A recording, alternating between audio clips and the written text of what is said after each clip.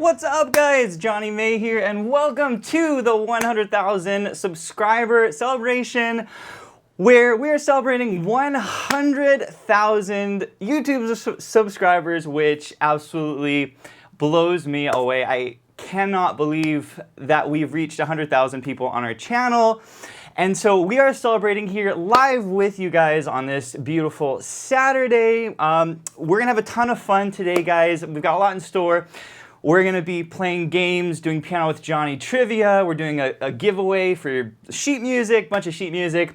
I will be reading the top funniest comments. I'll be taking your song requests, and then at the very end, we're gonna do Q&A, and you can ask me anything about the piano. So guys, I'm so thrilled to be here with all of you. I see all of your comments coming in here on this side. Great to be with all of you guys live. I know we have a lot of Piano with Jonny members actually tuning in as well to this this YouTube live stream. So if you're a member at Piano with Jonny, welcome, guys. It's great to see all of you, and it's going to be a ton of fun. So let's see. Yeah, we talked about what we're going to do today. We're celebrating 100,000 YouTube subscribers. We're also celebrating another big landmark over at Piano with Jonny. Actually, ironically, yesterday we just hit 5,000 members in our platform, meaning there are 5,000 active students enrolled in our platform, learning from our courses. And so this is not only a celebration of all of our YouTube subscribers, but all of our members over at Piano with Jonny. That's a big landmark for us. So if you're a member at Piano with Jonny, we're celebrating you guys as well. So we've got a lot to do today. I do want to also mention one other thing, guys, and that is we currently, right now, are doing something for everyone who's kind of stuck at home. We've got this quarantine going on. And so if you have not already taken advantage of Piano with Jonny, we're offering a free month membership over at Piano with Jonny. So just want to let you guys know, if you're stuck at home, you've been following the channel for a while, you want to check out the courses. We have, I think, over 180 courses now. Go check it out. It's totally free. It's a month free. We're doing this to help all of you guys out if you're stuck at home. So without further ado, we've got a lot to do today. And again, I see all of you guys' comments. Yeah, and I'm seeing a ton of members: Felicia Seigler, Gwen, one of our members, Sam Argire, David Hahn, Sal Moranti. Actually, lots of members here. So welcome all. Yeah, 5,000 members.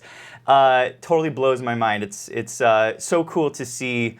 Yeah, just how much Piano with Jonny has grown and how many people it's helped. It's been so cool. So we're gonna get started with some Piano with Jonny trivia.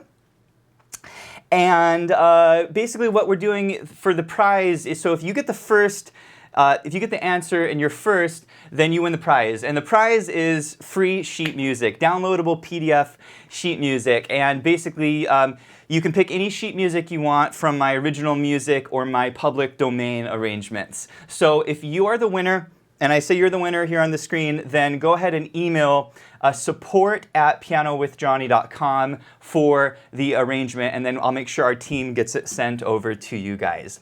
So anyway, I'm super happy, guys. I'm super excited. By the way, the first song I played there was Ode to Joy in stride piano style, which you can actually learn over at Piano with Jonny. We actually have a whole course on that arrangement. So guys, without further ado, we're gonna dive into some Piano with Jonny trivia.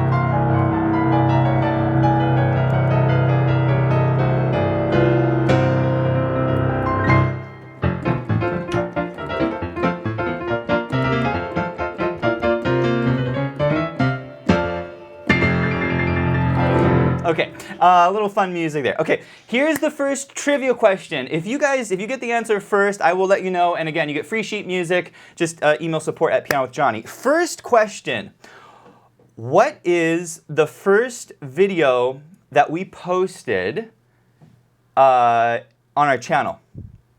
Yeah, what's the first video that we posted here on this YouTube channel for Piano with Jonny?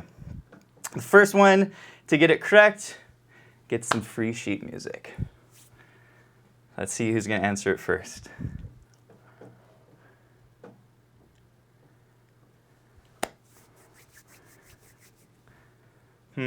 First video on here on our YouTube channel. What could it possibly be?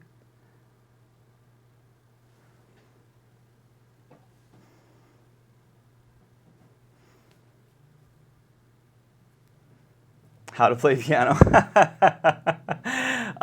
Maybe leave rag. Modes. No, no, no.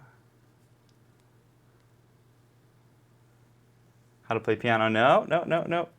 First video on this channel. Happy birthday. Yes, yes. Who got that right? Roman Dubois. Is that your name? Roman. So Roman gets, you get the prize, Roman. You get your free sheet music. So Roman, please email support@pianowithjohnny.com to request your sheet. Indeed, it was my happy birthday arrangement, and this did very well on YouTube. I think the original performance video now has like 4 million views, and so we made a course on it, and we put up a little snippet of the course on this YouTube channel. I think it's like a 10-minute video, and that video has done super well. I actually wanted to show it to you guys here really quick. Actually, let me change my angle so you guys can see this. So here we go. So this is the very first video. Let me get this up here on the screen here. This is the very first video we posted on this channel.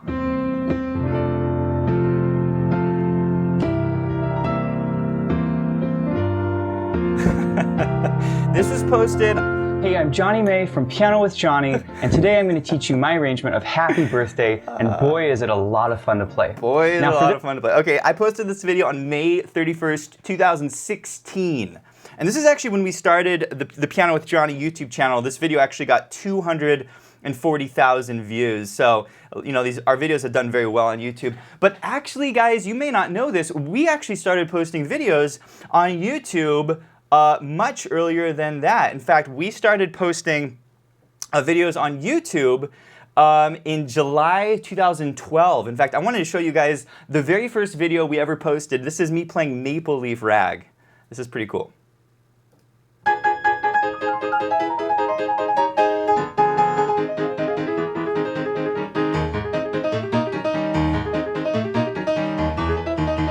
I'll skip ahead there.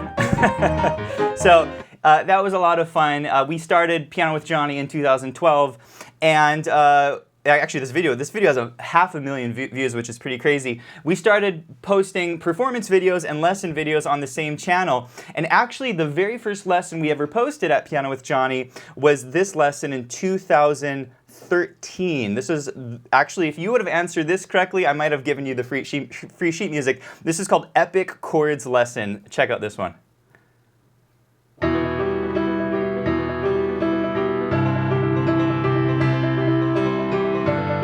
So it's kind of weird to like watch these super old videos. So anyway, that's actually currently a course over at Piano with Johnny. It's called Endless Epic Chords, and so this was actually the very first lesson we ever posted on YouTube. So anyway, it's kind of cool to remember where we got started. I mean, we've been doing YouTube now for 8 years. When you look at this other channel. This other channel now is just called Jonny May. It basically is only for performances. So now basically we split it off. We have a performance channel, and then we have another channel where we put up the lessons, which is the channel that you're watching. Anyway, let's keep going, guys, and let's talk about the next question here. I'm going to go back to this other screen so you guys can see the comments here. Second question, here we go. Piano with Johnny trivia.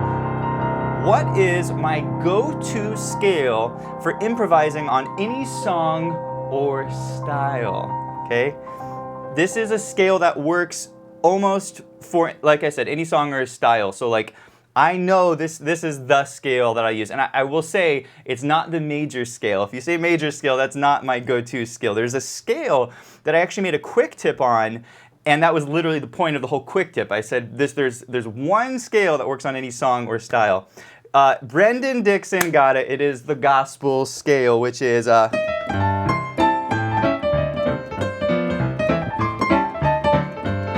works on stride, works on slow blues, it works on ballads.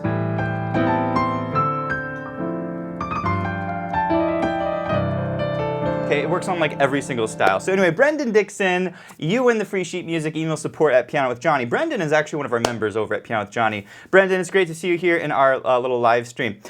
Okay, third question. What is, this chord called, okay? Here we go, guys. I'm going to change my angle so you can see this. This is kind of a tricky one. What is this chord called? Oh, by the way, I did want to say the video that I was just referring to, where you can learn that one scale, I did want to mention that is this video here. It's called Improv Over Any Song with One Scale, if you guys want to check that out. It's called, I call it the gospel scale or the major blues scale. Okay, anyway, let's go back and read that comment. So the next question is, what's the name of this chord? Here we go. This is a weird one, guys.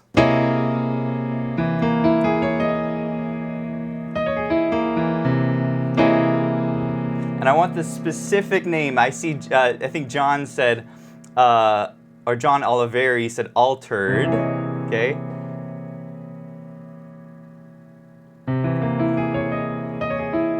What's the name of this chord? I want the specific name of this chord. So I will give you a little hint. It's a C7, okay? But it's got some funky little notes added. So I want you to tell me the name of this chord. I see C diminished. No, not C diminished. It is an altered chord. I'll give you that. But I want the specific name. I want, okay, all right, someone's close. C7, flat 9, sharp 9. Very close. You're so close.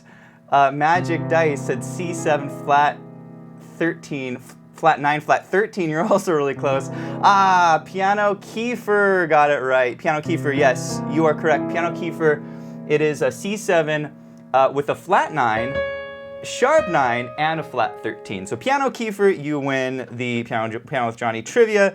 So go ahead and email support@pianowithjohnny.com and we'll get you some free sheet music. All right, guys, so that's a little bit of Piano with Johnny trivia. Let's do a song request next. What do you guys want to hear? I'm taking your song requests. So let me know your favorite song, and I'll see if I can rock it up. Here's a little underscore for you.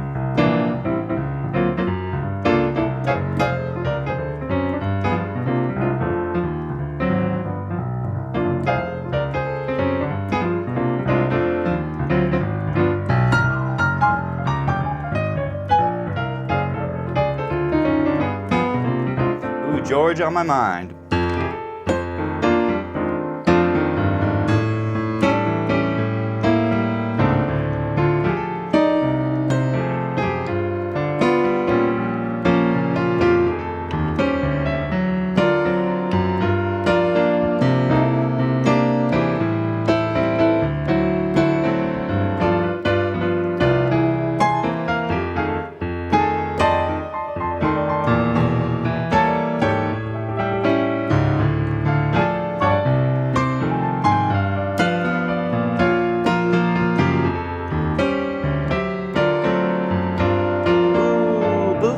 Original tune.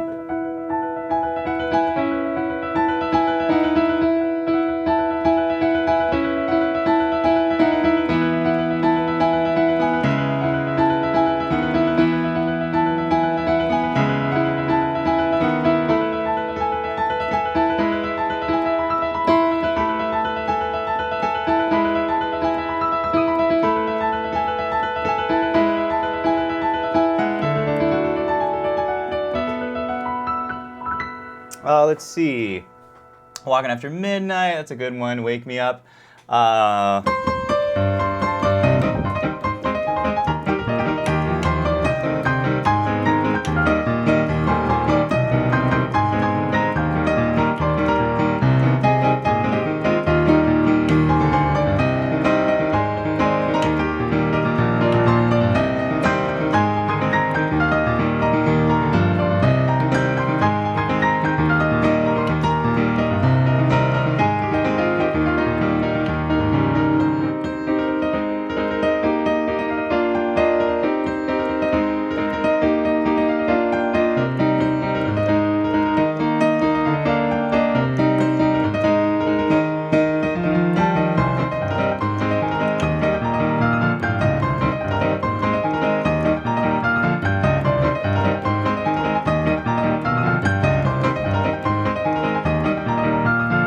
Oh, Despacito. Let's see. Shoot, how's that one go?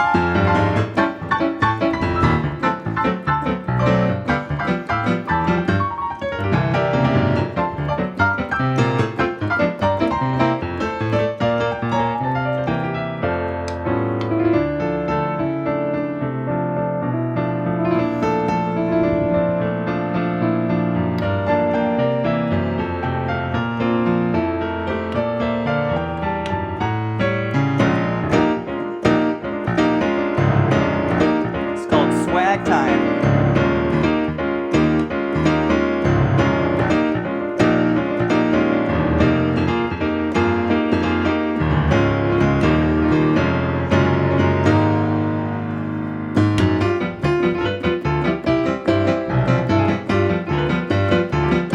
It's called Listen to the Mocking.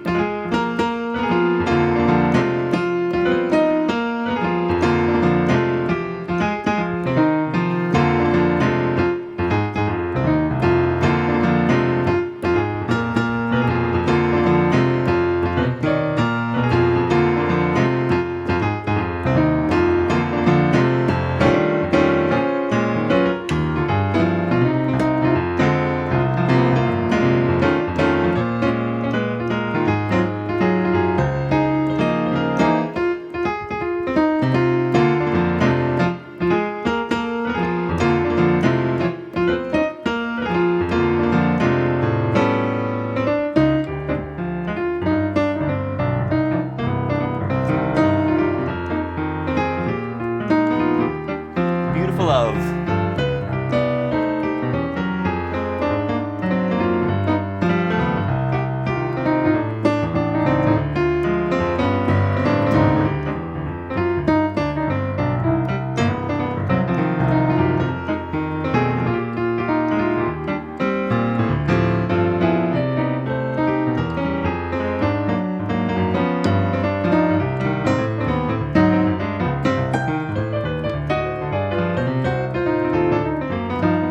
When you wish upon a star in ragtime. Let's see.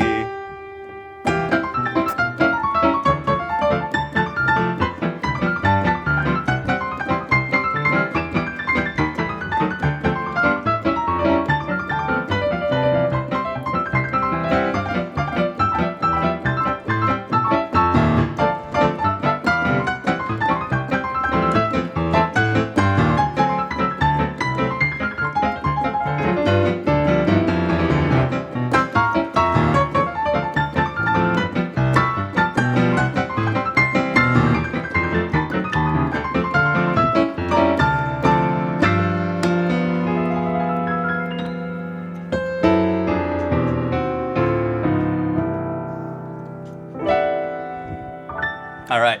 When you wish upon a star in ragtime, I've never done that before. That was a lot of fun. All right, guys. So thanks for your requests. We're going to do a few more song requests in a little bit. But next, I'm going to read to you what I think are the funniest comments that we've gotten here on our channel at Piano with Jonny. So first funny comments. All right, I'm going to change to this new angle. Let's see.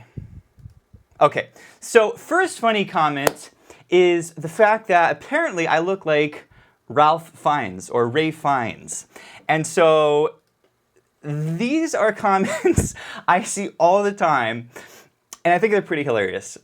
For example, I'm so excited to learn piano lessons from Ralph Fiennes himself. You look like Voldemort. Thank you for the amazing tips, Ralph Fiennes. Ralph Fiennes does an impressive American accent. I love these lessons with Ralph Fiennes. Very good. And you look like Voldemort. So I thought, you know, I would go online and I would look up Ray Fiennes and see if I can find any pictures of him specifically playing the piano. I thought maybe if I can see a good picture of him playing the piano. And you guys won't believe this. I actually found a picture of Ray Fiennes playing the piano. You guys won't believe this. So check this out. But, you know, I just don't know if I see any. Let's get the picture up.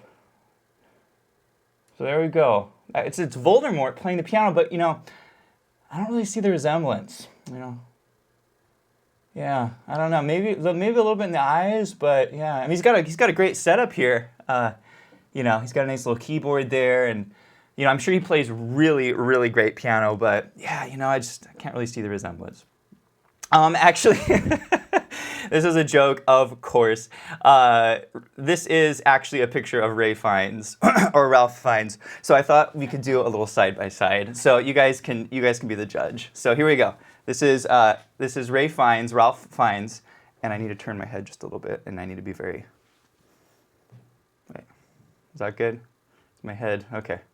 Yeah, am I turned enough? Okay.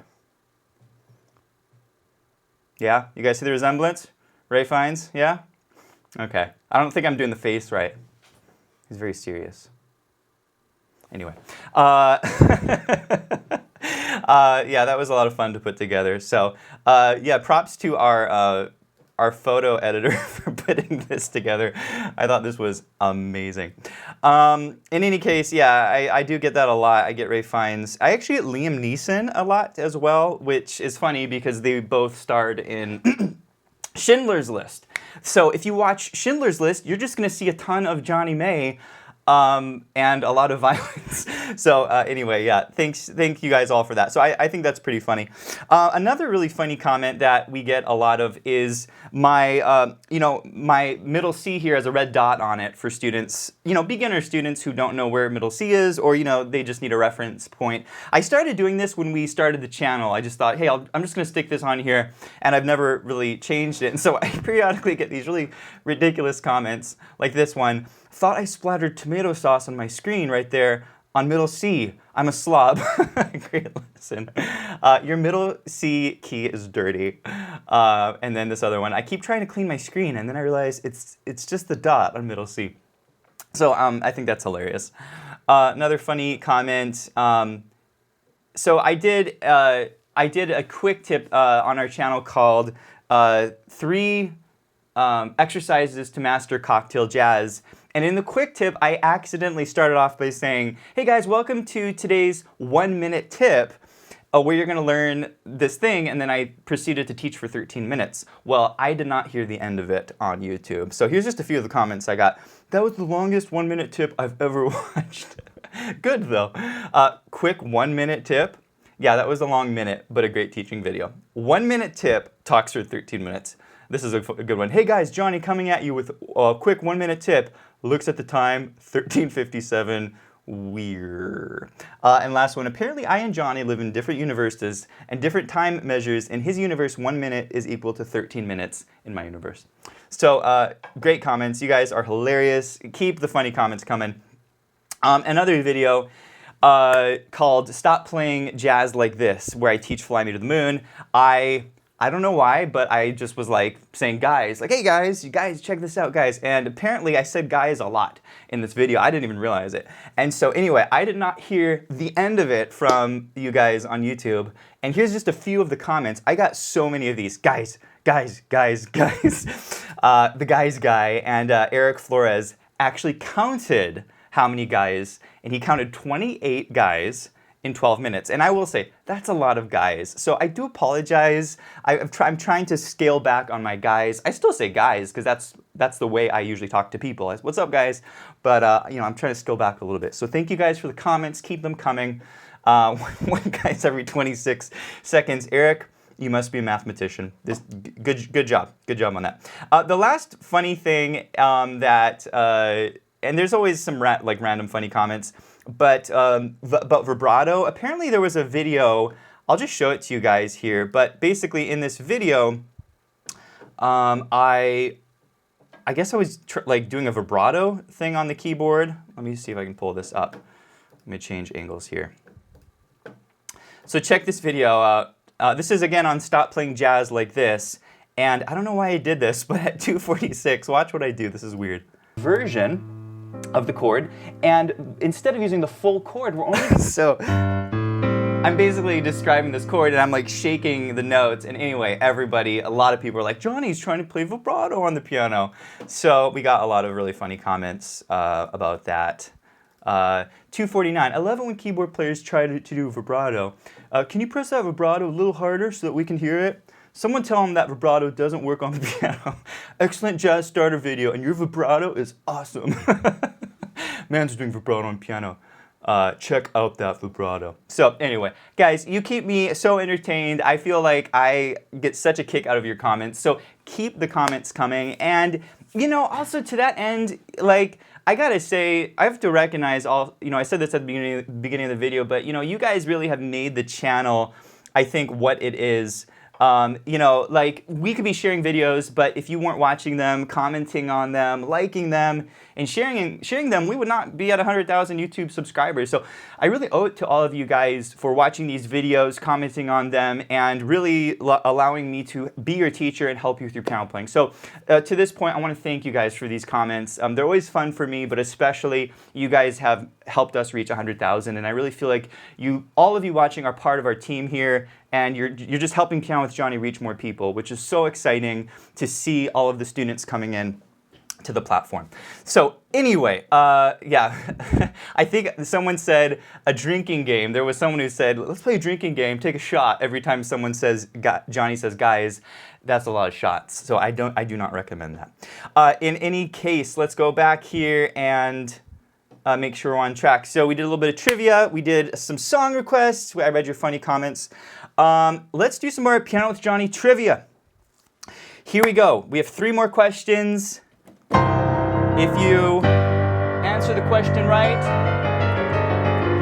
you win some free sheet music. Any sheet music you want from my public domain or original sheet music arrangement. First question, what is the most popular video, and I actually said this already, I think I said this, what's the most popular video on this channel? What is the most popular video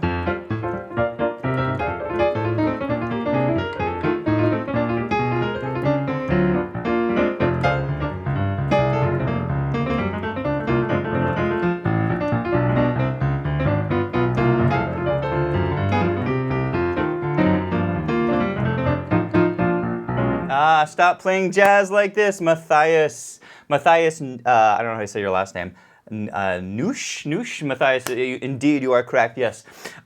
We put up this video. I don't know where this idea came from, but you know, I hear a lot of beginners play jazz, you know, like this is what I've been doing for years, and literally, like, I hear the same thing, like Fly Me to the Moon.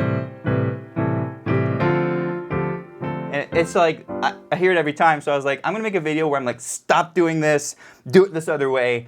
And apparently that's reached a lot of people. So if you came into our channel through this video, you know, I hope the video is helpful to you. And you know, it's just part of teaching is saying enough of that. Don't do it that way. Do it this other way. Okay, let's go to. Oh, and you know what? I might show you guys this video here really quick. Why not? Since we're chatting here about it, the YouTube video is right here.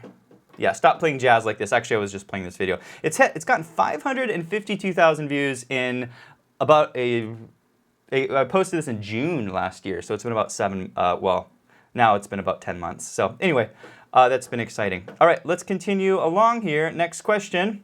Question number 2 of Piano with Jonny trivia. What is the name of the ragtime piano legend that I interviewed in 2019. I did an interview on our YouTube channel, and I had this incredible jazz piano teacher, piano player, and he actually was my teacher. And we actually did an interview at Piano with Jonny, a 4-hour interview where he shares like everything he ever knows about ragtime, and it was a ton of fun.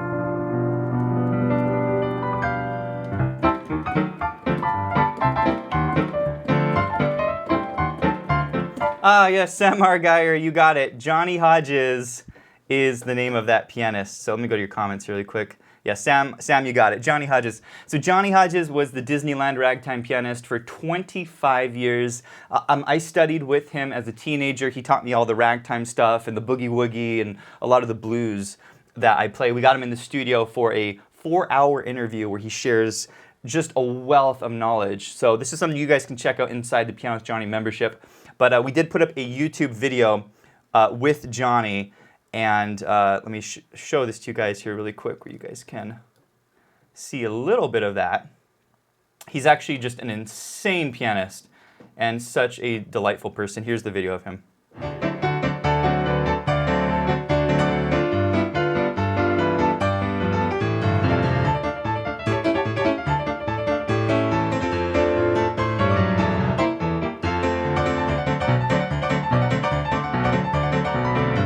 Yeah, so check this video out. It's an amazing interview.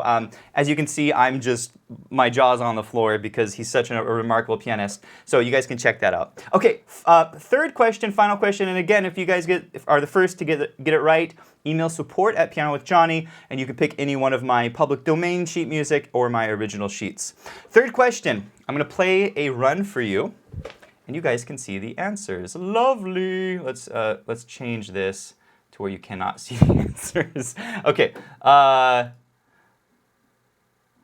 right. So, what is the name of this piano run?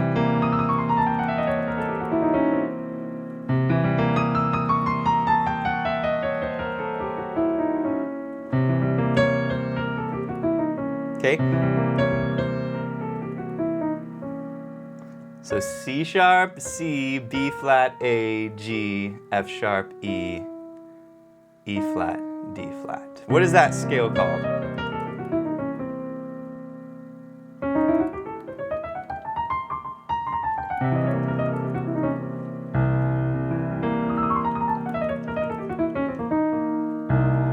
C sharp diminished scale over C7, Ropex nailed it. Yes, this is the C, I call it the C sharp diminished scale. You could call it an altered scale, but it's a chord, it's a scale that, like, it's my go-to scale for a dominant 7 chord.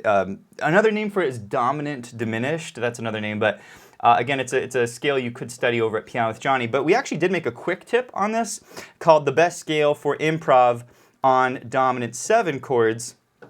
Which is here. If you guys want to check this scale out, this is where I teach that scale. And again, it's called C sharp diminished. You can use it on dominant 7th chords, and it is my go-to scale across the board. If you watch my improvisations and I play a run on a dominant chord, there's like a 90% chance it's that scale. Okay.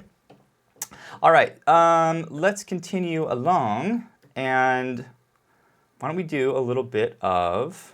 Let me throw it back to your comments here. And why don't we do a little bit of song requests. Just a little bit more song requests. We're going to do a little more Piano with Johnny trivia, and then we're going to open it up for a Q&A, okay? And by the way, for the Q&A, you can ask me any of your questions about the piano or music in general. I'm happy to answer it for you. By the way, guys, want to just mention again, we're doing, we have a quarantine offering over at Piano with Johnny. If you are not a member, basically we're giving away a free month of membership at Piano with Johnny, where you can try it out, watch all the videos, check out our courses, and it's totally free. So we put a link to that below. I think that ends April 30th. That's when we're closing the doors on that. So if you haven't taken advantage, do take advantage. All of me.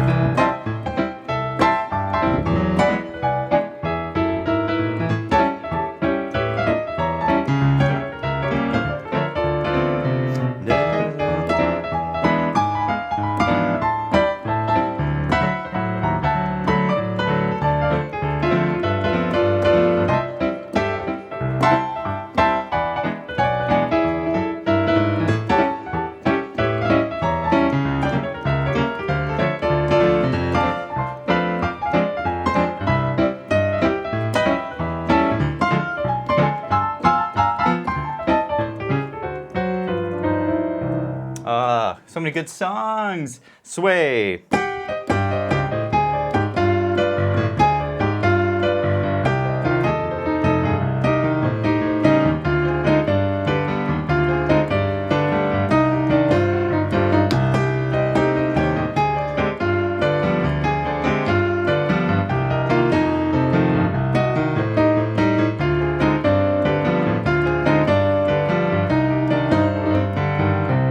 Saw someone ask for Hallelujah.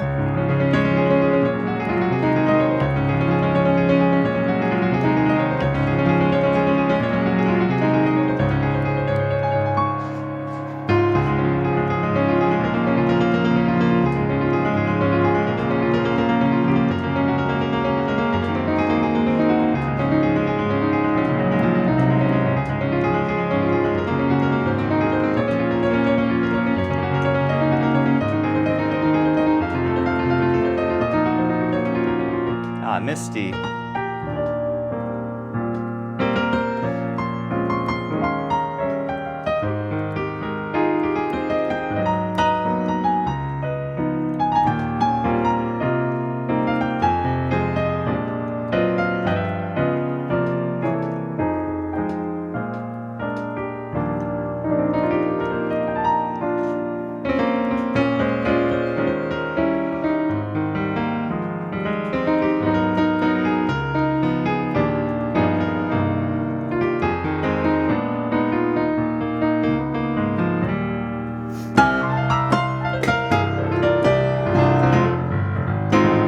Route 66.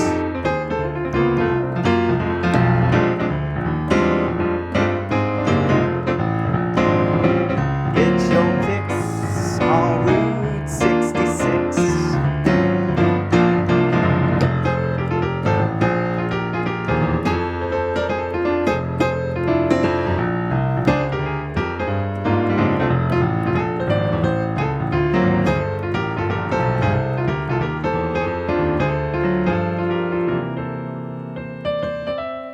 The Rose.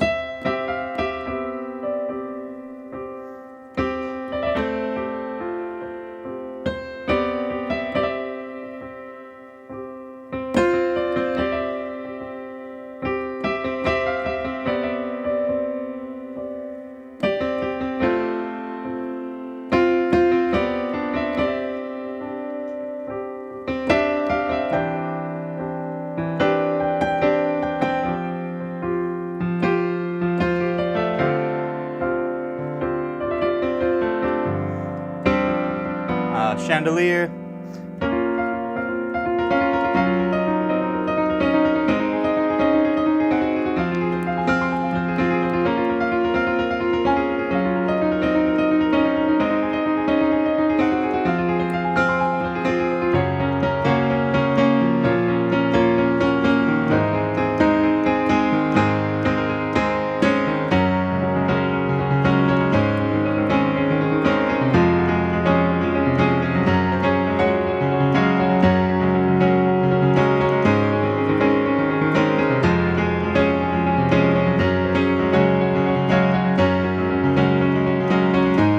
Footsie Woman.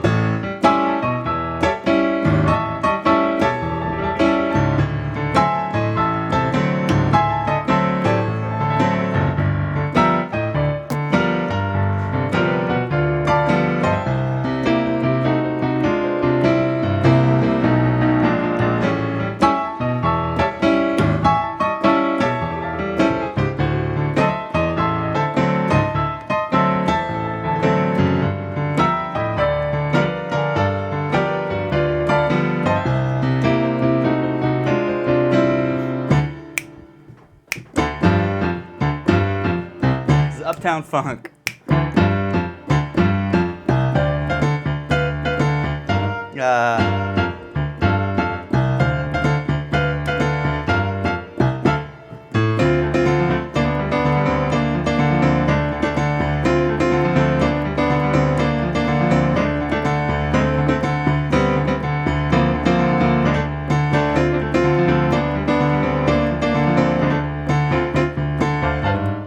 Shoot, it's been a long time. I haven't played this arrangement in a long time.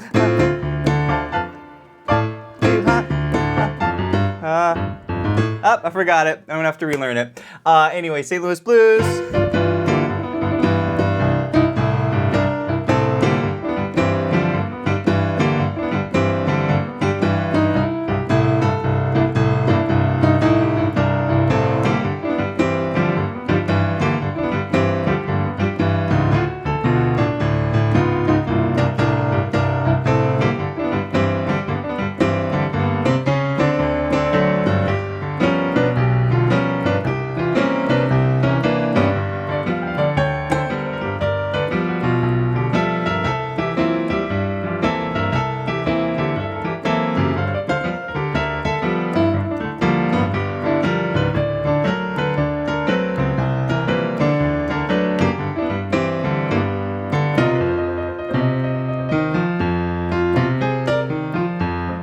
Watermelon Man.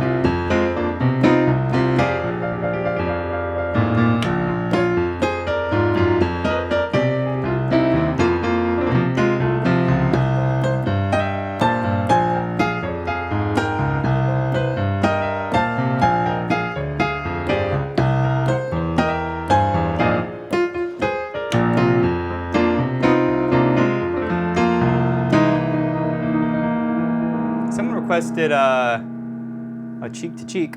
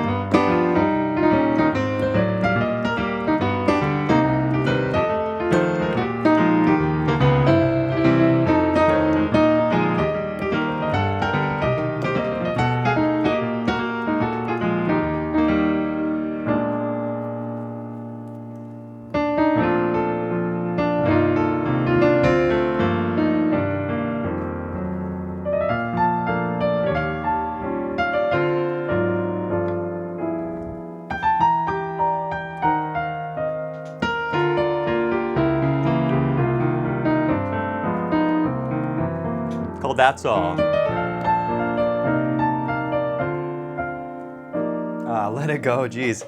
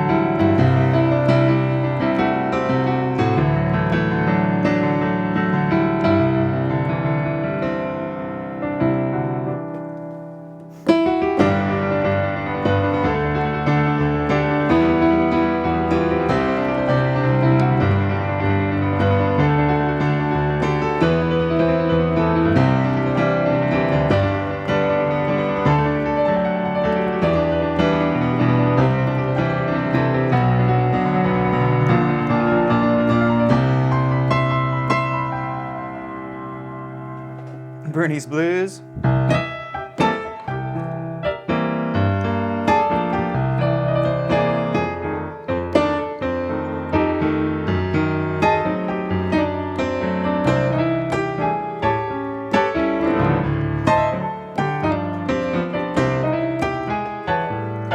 Oh, Nearness of You.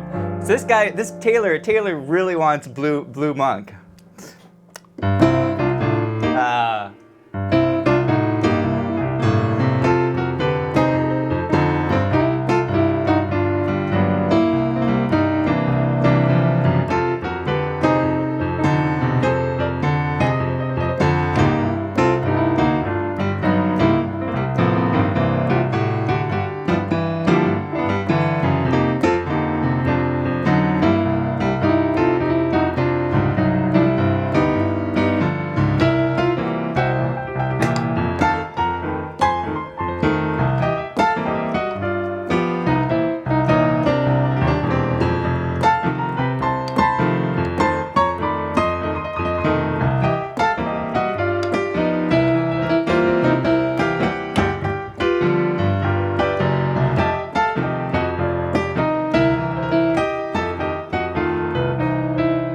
Rubber ducky.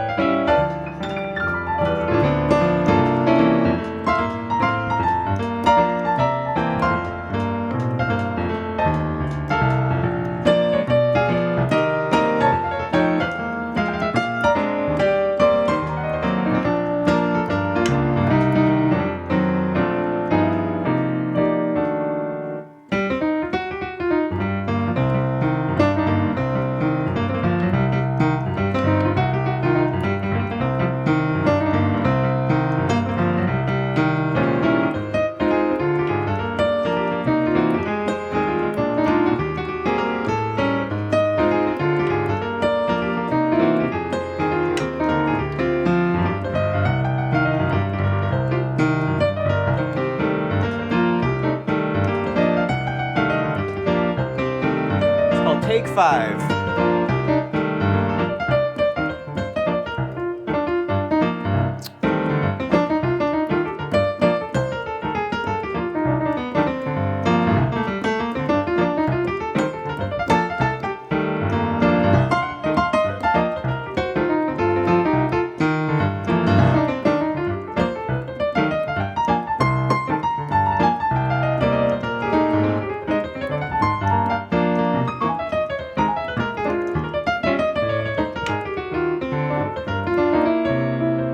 Free Fallin'.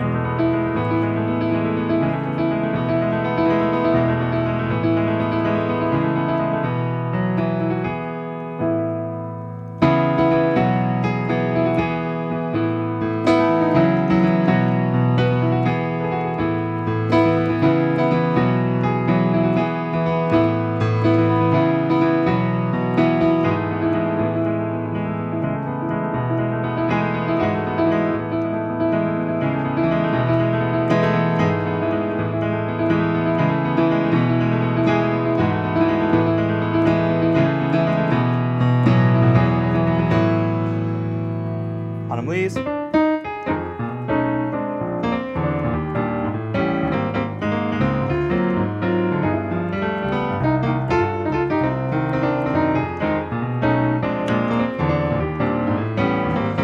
Oh man, Wave. That's one of my favorite songs.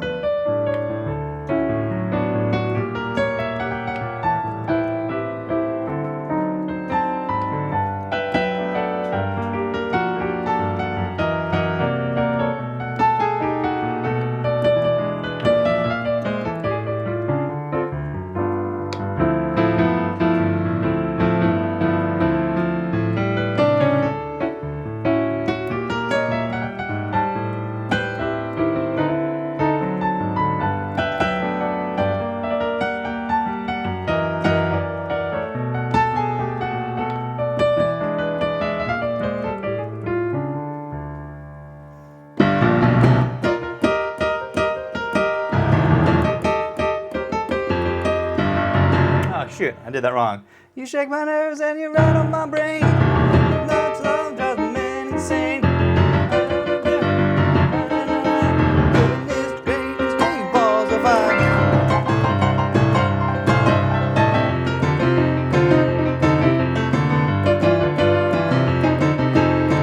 Goodness gracious, great balls of fire. Kiss me, baby. It feels good. Hold me, baby. I wanna love you like a lover should. You're mine.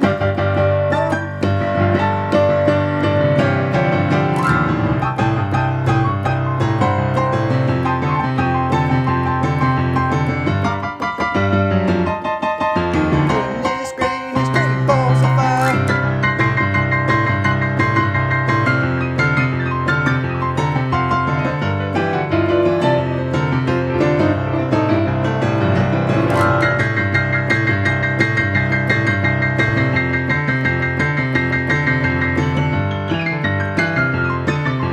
Goodness gracious, great balls of fire. Oh, guys, that's a lot. Shape of You. I think this guy really wants Shape of You. I don't know if I remember my arrangement.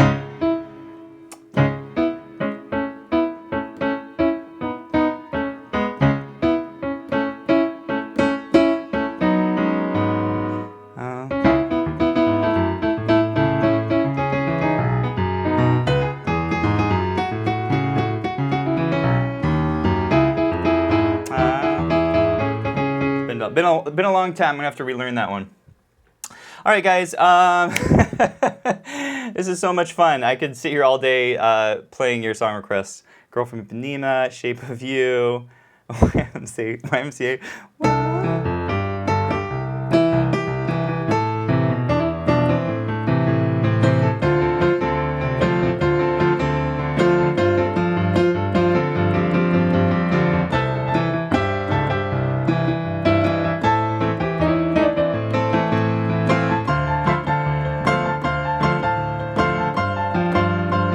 Necessities.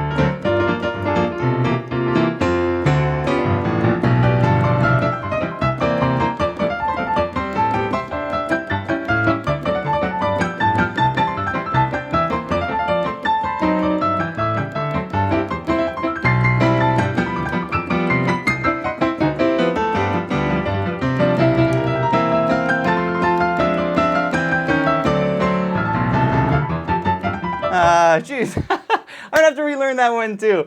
Yeah, it's been a while. A lot of these arrangements are arrangements that I used to play every single day because I played these at Disneyland when I was the ragtime pianist. So yeah, they're fun arrangements. Some of them are just not in my fingers. So yeah, I got some more practice to do. Anyway, this is so much fun. I could do this all day, guys. But you know, I think it'd be really fun to. I think we're gonna do a Q&A at this point. Is that right? Yeah, yeah, we did our song request. Oh, we have a little bit more trivia. We have 3 more trivia questions, and then I'm going to open it up for a Q&A. And actually, I'm going to turn my air on in here because I'm getting a little bit warm here, rocking out on the keyboard. And the songs keep coming in. Can't stop the feeling. Yeah, that's the Justin Timberlake one. La La Land, Africa by Toto. Dun.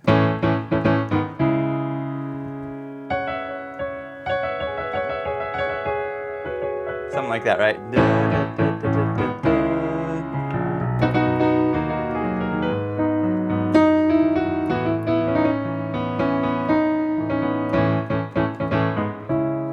Great song. Thank you guys so much. Yeah, and this is what I love to do. I love to just like play, you know, improvise. I mean, that's like literally what I do all the time is just make it up, and that's what I'm doing. Some of these are arrangements, but a lot of this I'm just making it up. Just the way it is, Flight of the Bumblebee. I don't play Flight of the Bumblebee. There's a boogie version of it, I think, but I'm not totally familiar with it. In any case, guys, let's do a little more Piano with Jonny trivia. We've got 3 more sheets to give out, so here we go. 3 more questions. What is the name I coined for when you accompany pop songs with an ostinato? Okay, so it's a technique. If I'm doing like a pop accompaniment, okay, a lot of guys will just play like simple chords like this, but there's a cool thing you can do. You can do like a repeated pattern.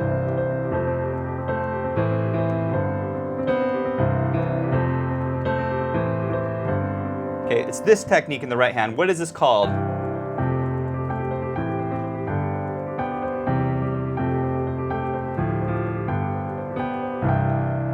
What is that technique called? I made a quick tip on it, actually. And in the quick tip, I said, what did I say? I said, oh, actually, it was another one of my stop doing this. I said, stop playing major chords like this. Yeah, Gwen, oh, wait, no. We had someone before Gwen. Debbie, I think you got it. Let me just scroll up here and make sure. Yeah, I think, no, who was it? Yeah, Debbie Wolf. Debbie is one of our members here. We got a lot of members tuning in here, and indeed, Debbie, you were correct. Pop ostinatos.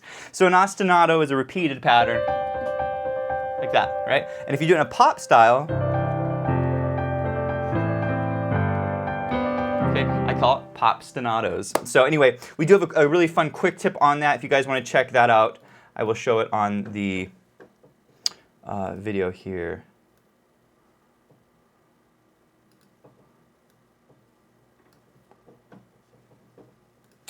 All right, here's the video where I teach. Again, it's, oh, this is what it's called. Stop accompanying like this. So in the video, I'm like, basically, I hear a lot of people, you know, they accompany like this, where they're basically chording the whole time. They're playing chords. And so again, you want to make your accompaniment a little more interesting, and you don't necessarily want to play chords the whole time. So you can use this pop ostinato device. We actually have a course on this. It's called Pop Accompaniment Pop Ostinatos. So you guys can check that out. Okay, 2 more questions to go. Debbie, make sure to email support@pianowithjonny, and our support team will get you your free sheet music. Next question, and I keep doing this. I keep putting the answers on the screen. Let's see if I can go back here. Okay, so, all right, there we go. What chord progression do I talk the most about in our quick tips? What chord progression do I talk the most about in our quick tips? So I'm not going to play it because you guys will probably know it right away. But this is, you guys know in like pop music, the 1, 5, 6, 4 chord progression is like the basis of like almost every pop song. In jazz, there's another chord progression that is the basis of almost every jazz tune. And it's not your 2-5-1, okay? It's not your 2-5, yeah, and of course, love it. Okay, Taylor Lee got it right. It's the turnaround progression. And guys, if you watch our quick tip videos, like probably every other video, I'm talking about the turnaround because it's literally used in so many songs. And yeah, I could go on and on about this progression, but it's a great chord progression. It's used on a lot of tunes. It's a great chord progression to improvise over. So anyway, who got that right? Who said turnaround? Yeah. Turnaround goes to Taylor Lee. Taylor, go ahead and email support@pianowithjonny and we'll get you free sheet music. Okay, last question. This is the final question. And this is a little bit different one. I want you to tell me how to play a certain type of chord, okay? It's a chord I use all the time, and it's a special chord called a rootless voicing, okay? Are you ready for this? I want you to tell me the notes of a G flat 7 rootless voicing, okay? G flat 7. I'll play it for you. Don't look at my fingers. I'm going to sort of cover my fingers up so you guys can't see. Okay, I'm playing a G flat 7 rootless voicing. And so if you're a little more on the intermediate or advanced side, you should know your rootless voicings. This is like a big thing we talk about over at Piano with Jonny when you're arranging songs or when you're accompanying, to know your rootless voicing. So how do you play? And there's actually 2 ways to play a G flat 7 rootless voicing. Did I say that right? Yeah, G flat. So the dominant 7 chord. It's not a major 7 or a minor 7 chord. It's a dominant 7 chord. It's kind of a tricky one. Dominant 11 says B, D, F, A flat. Nope. Brendan says B flat, E flat, F, A. You're very close, Brendan. Oh, Brendan, you're so close, man. B flat, D, F, A flat. Nope. B flat, G flat, B, D, F. No. B flat, D flat, E, A flat. Ah, it's not the way I usually play it. I'm gonna have to go back up here. B flat, D. So I'm here on lunar. B flat, D flat, E, A flat. You could argue that that's a rootless voicing. It's not the way I teach it though. B flat, D flat, F flat, A flat. Yeah, you're getting technical about the enharmonic spelling there. I might give this one to lunar FX, because you can play it this way. It's not the way I play it. Let's see if someone got it right. Lunar FX, I might give it to you. Sean Neely. Yeah, there's different ways to play this, but the way I teach it a certain way. E, A flat, B flat. Okay, technically Sean Neely got it correct. I think you're the first one. So I'm gonna give it to you both of you guys. Sean Neely and Lunar FX. Those are both technically rootless voicings. The way I play on a dominant chord is I put obviously I've got my 7th and my 3rd, and then I've got what's called a 9 and a 13. So this is the way I play it. E, A flat, B flat, and E flat, which I think is what you said. So at least that's the right hand. There's no root in the right hand, all right? So great answers, you guys. And basically, this concludes our trivia, Piano with Jonny trivia. If you won some sheet music, congratulations. Again, email support@pianowithjonny, and I'll make sure our support team sends you your sheet music. Again, you can pick any sheet music you want from my public domain or original sheet music, which we have a ton of over at Piano with Jonny. So guys, here's what we're gonna do. We've been going a little bit over an hour here. What I wanna do is open it up for questions, and this is how we're going to conclude today's celebration, is answering your questions about the piano. And so, obviously this channel is for piano learning and education, so I assume most of you guys watching are students and you want to take your playing to the next level. So happy to answer any questions you have. I do want to mention once again that you have 5 more days, I think. Yeah, today's Saturday. So Thursday is the last day of the month. That's the last day you have to take advantage of the 1 free month over at Piano with Jonny. You can get a free month of membership, try out the courses. And we're doing this because of the quarantine, and we know a lot of you guys are stuck at home. So you've got a lot of time to practice. You might as well give Piano with Jonny a try. Go through the courses, see if you like it. We have, again, a lot of students in our platform learning from the piano. So here we go, guys. Let's go ahead and dive in, and I want to catch a few of these questions. And what I'm going to do, actually, I'm going to change over to my other angle so you guys can see my hands, and this way we can, I can get really specific and show you guys my answers. Okay. Thank you guys. By the way, everyone, who, again, on the 100,000 celebration, it's obviously a huge landmark for us. We're super excited to have hit that. I mean, it's a massive deal for us, so we're very excited. Okay, all right, here we go. Any advice for people with small hands for reaching octaves more comfortably? The thing is, Dylan, you got to get your hands off from above the keyboard. A lot of classical teachers will teach you to play up like this on your octaves, and it's actually wrong. You really want to get down for your octaves, especially if you're playing lines. That's hard to play octaves when you're up high like this. So get down, and this is one of those few cases where you want a little bit of a bend in your wrist. You don't want to have your wrist up here. So the two things, if they're easier to play down here, because you can get more of a spread on your fingers, okay? So drop down. In fact, like when I play a 10th, I'll do 10ths when I'm playing stride piano. They're hard to play, but for me, I'm way down here, like my wrist is a little bit underneath the keys, okay? So once again, if any of you guys have small hands, you struggle with the octave, get that wrist lower, and that will allow you to grab more of the edges of the keys, All right, a lot of classical pianists or teachers get this wrong. They like, oh, everything needs to be up here, but sometimes, again, for like a stretch pair of notes, you need to lower your wrist. Do you have a pet? Yes, I have a cat named Percy. So he is a great cat. I love him so much. Any advice on memory shortcut on what diminished scale for each chord? Yeah, this is a good question. That is for 2, 5, 1, and C, the 5, G7. Which diminished scale to use? Great question. So here's the easiest approach. All of you guys who want to use diminished scales, you know, this is a great scale you can use on dominant chords.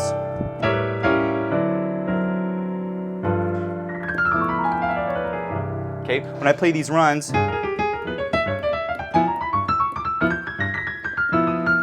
okay, on dominant chords, I'm using the diminished scale. I would actually think of it, Tom, and for all of you guys, as a dominant diminished scale, which is a half step, whole step scale. And if you think of it in this way, then, you know, if I want to play this scale on a G7 chord, all you do is you start from the root of the chord, G7, and I'm going to go half step, whole step, all the way up the piano. So half step, whole step, half step, whole step, half step, whole step, half step, whole step. And this is your diminished scale, but you're starting from the root. And this works on every dominant 7 chord. For example, if I'm playing a C7, I start on my root, C, and I go half step, whole step, up the piano, and I have this scale, which I would call a C sharp diminished scale.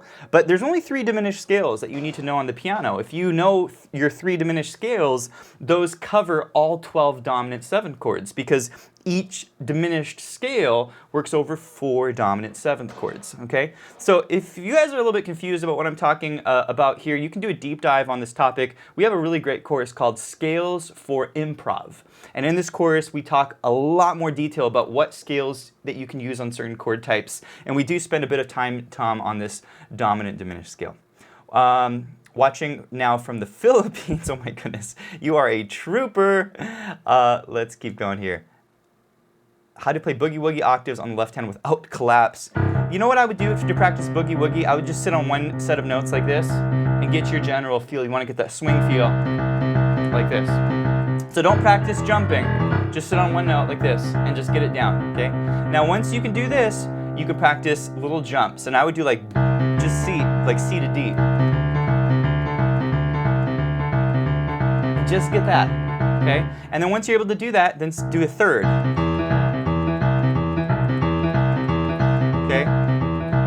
Okay, well, apparently I need to practice that. Once you're able to do that, you're actually set up for boogie, because most boogie, you're not jumping more than a third interval. Like most boogie, you're jumping a third or a...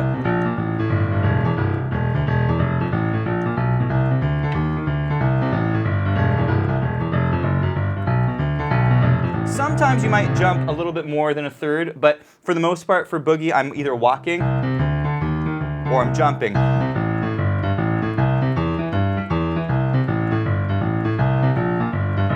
So that's what I would practice, seconds and then thirds. We do have a really good course on boogie woogie called Johnny's Jumpin' Boogie, where we do talk a lot more about developing your boogie woogie left hand in exercise. How's William's piano playing going? Yeah, William's playing is going great. For those of you guys who don't know who William is, that is my son.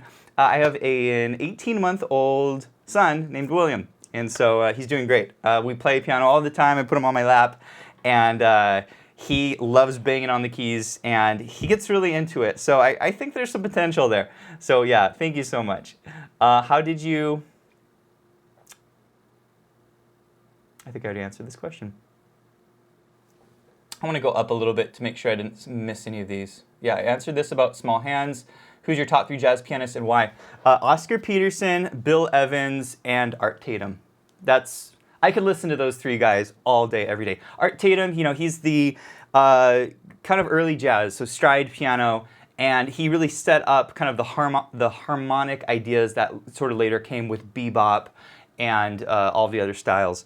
Yeah, Oscar Peterson is the man. Like, Oscar Peterson is probably my favorite pianist of all time. I think if I ever wanted to sound like a jazz pianist, it would be Oscar Peterson. And again, there's no one to me that has Oscar Peterson's sound, his phrasing and his touch and his lyrical ideas and just a huge variety of playing. I mean, Oscar could play stride, he could play bebop, he could play schmaltzy jazz, with block chords, like George Shearing style. I mean, he could play blues. I love his blues playing. And then Bill Evans really developed the harmony, I would say, later on, using more interesting, quartal voicings and, these triad, these upper structure pairs. And so each one kind of was a pioneer, I would say, for their time. Of course, Oscar Peterson lived a very long life, but each one of them kind of has to me the sound that I would like to create as a jazz pianist. Okay, so let's keep going. Saw the new quick tip today. How can I apply that scale practice on flat keys? Yeah, you absolutely can. So the scale practice, we made a new quick tip yesterday called How Jazz Musicians Practice Scales. And in this, we talked about, when you're studying like classical piano, you do these scales up and down and you drill them for technique, but in jazz it's different. You really should not practice scales that way. It's not a bad way to practice for technique, but for jazz it's not a great way to practice. For jazz you really want to practice starting on different notes. And so I would say, so you need to think about the fingering for each scale. So if you want to practice it, my first recommendation is to go counterclockwise around the circle of fifths. So hit all of your flat keys, because when you're playing jazz, certain keys are more common than others. Like the key of F is very common, and the key of B flat is very common, and the key of E flat is very common. And so you want to focus on the flat side of the circle of fifths. If you imagine the circle, if you go left from the top, you hit all your flat keys. That's my recommendation, and do it in F.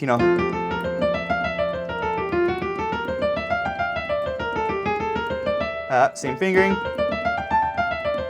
Okay, so you got to think about it, right? Like in the case of F, I got to get to that B. You use the upper neighbor to B flat. So it's the same notes, but you have to think about the fingering. This is where it becomes tricky. So I would encourage you, and all of you guys who want to master jazz piano, you want to become a better soloist when it comes to jazz, is practice this exercise in all 12 keys, and then think about the fingering for that unique key. I will mention a good resource we have when over at Piano with Jonny. On this quick tip, if you go down to the lesson sheet music, we have what's called Smart Sheet Music, and this allows you to change the key for this quick tip with the click of one button. You can put this in any of your 12 keys, and so that's something that I would encourage you to do, and all of you guys who want to improve your jazz playing. How would you slide from F to F sharp when playing the blues shuffle on your right hand in D? It's awkward to play F sharp together with the top D.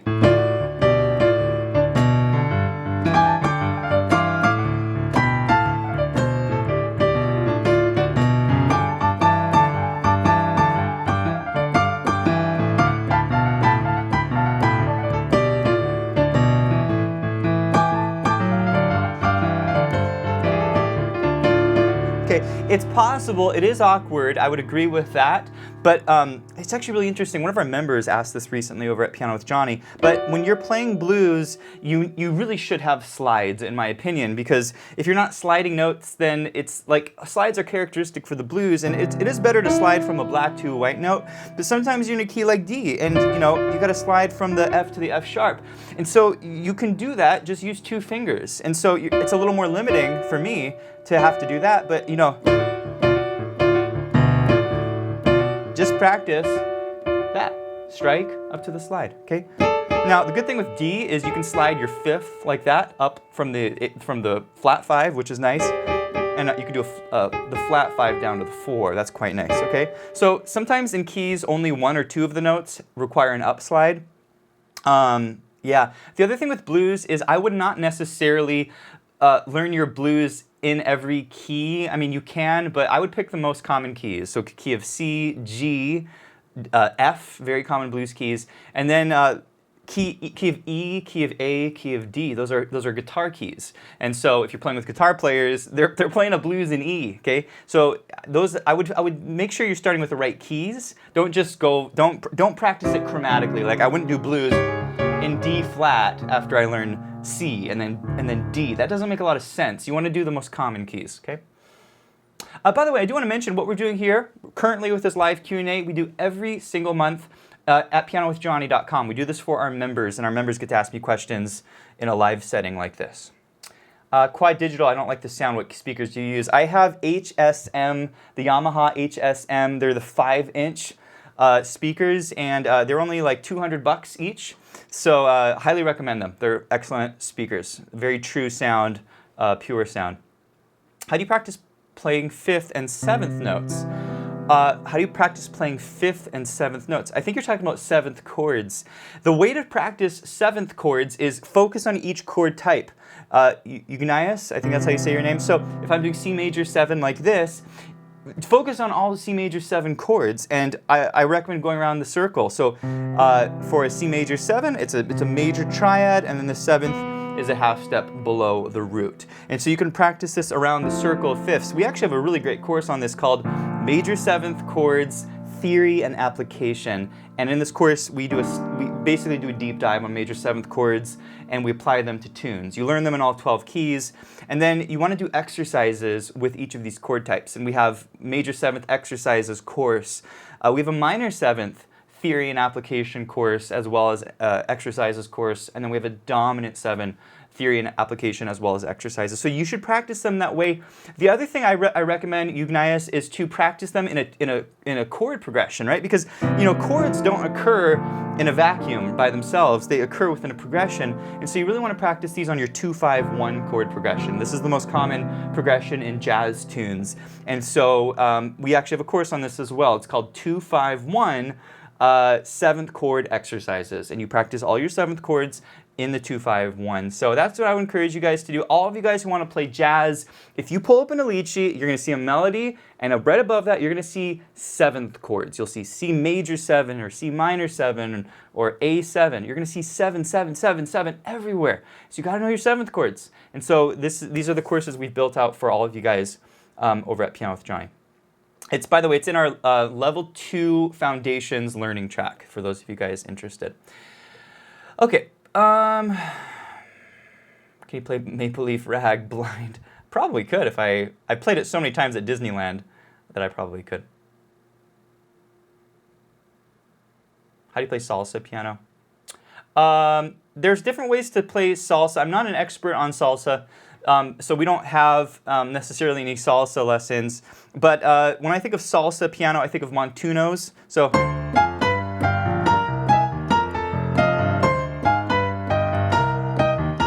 okay, so you can learn montunos over at Piano with Jonny. I would say that's characteristic of the salsa sound.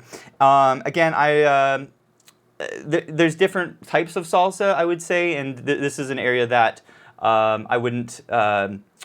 I don't want to speak as an authority on this, because it's not something that I have studied in that depth. I have an impression of salsa music, and so montunos are something you'll find. But what you want to do is you want to listen to salsa music, and you want to extract the consistent patterns and rhythms that are common in salsa music, and you pretty quickly can start to come up with a blueprint for each style. That's basically the way I'm able to play any style, is through listening to a lot of this music. You go, okay, this is the same bass line, or this is the same rhythms, or the same types of chords across all songs. Okay, have you played in a band? Yes, I've played in several bands, namely the Mad Tea Party Band from Disneyland. That was my biggest band experience. Do you have perfect pitch? No, I don't. I have very good relative pitch, so if you give me that note, I can sing any other note. Please need step-by-step jazz tutorial. Yes, S Music, we do have step-by-step courses at Piano with Jonny. In fact, we've laid out the whole learning curriculum for you guys. I do want to just show this to you guys really quick for those of you guys who don't know what I'm talking about. But pianowithjonny.com is where we put all of our courses. And for those of you guys who want a learning curriculum, we have our learning tracks. And so if you go to level 2, I'm not sure you asked this question, but you can learn jazz swing in a curriculum style. So it's all stepwise. Start here, end here. And you can do this for every style. You can do this for jazz ballads. You can do this for Latin jazz. You can do this for pop. Okay, so for all of you guys who want structured learning, I would check that out over at Piano with Jonny. Again, it's in our learning tracks, and then you pick your level, and that's should be pretty explanatory. Okay, let's keep going. What are the basic steps of figuring out a melody if you are a chart? Oh, if you have a chart from a sight Cite, like chordify? What are the basic steps of figuring out melody? Yeah, Charles, unfortunately with this approach, you have to use your ear. You have to sort of figure the melody out by ear. And so you can do this. The way to do this is to learn basically your scale and be able to sing your scale. Being able to sing on your C major scale, 1, 2, 3, 4, 5, 6, 7, 1. And then you have to listen to the song and figure out which note of the scale they're on. So usually a song, you gotta think, what key am I in? Am I in the key of C in this case? And then if the melody's going da da da da da dum, maybe that's your melody, da da da da da dum. Then you gotta think, what's that note of the key? It's an E. I'm a little sharp. Da da da dum. So you kind of have to sing it back and then match it on the keyboard. That's kind of the easy answer. We don't have any ear training courses per se yet over at Piano with Jonny, but this is a course that we're getting a lot of requests for, and so we do plan to make this in the near future. Maple Leaf Rag Blind.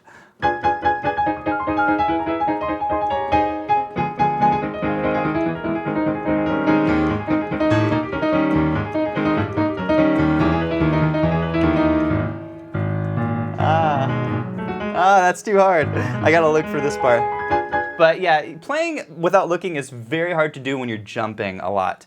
Yeah, that's tricky. How do you prevent tendinitis?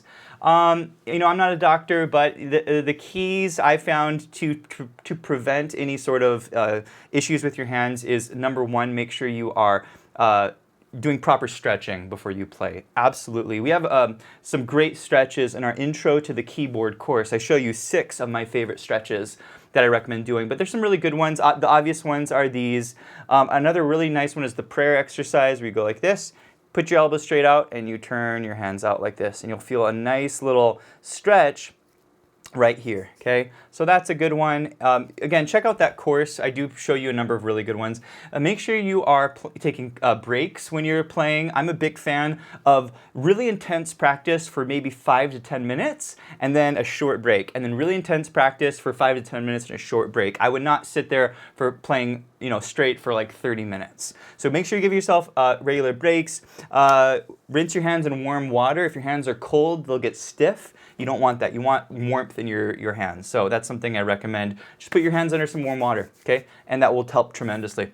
Okay, sign up for the Piano with Jonny website. It's free for the next month, and there are tons of free step-by-step. Thanks, Emma. Emma is, I think you're one of our members, right? Yeah, I think that's one of our members. Owning a Yamaha workstation, any advice on how a piano KB get good sound, trumpet style, guitar style sounding like the other?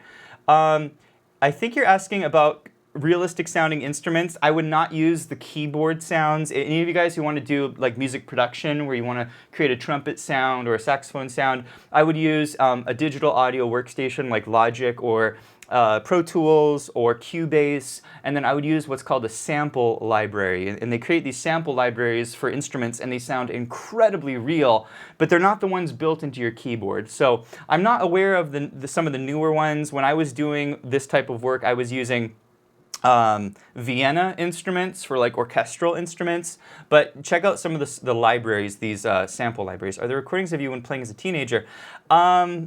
There are, but I don't think they're online. I think I'd have to dig it up.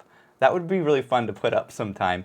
I did actually put a video of me playing at age 15 in the Johnny Hodges interview, because Johnny was my teacher when I was 15 years old, and there's a video of me playing at Disneyland. Johnny was playing the ragtime piano. He invited me up as his student, and I went up and I played on the Coke Corner stage, and I actually ended up getting that gig when I was 18 years old. I landed his job, and then I worked as the Disneyland ragtime pianist for 9 years. So anyway, you can check it out. That video is called Johnny Hodges Interview. It's a 4-hour interview that I did with him, and he just shares a wealth of knowledge. But yeah, check that out.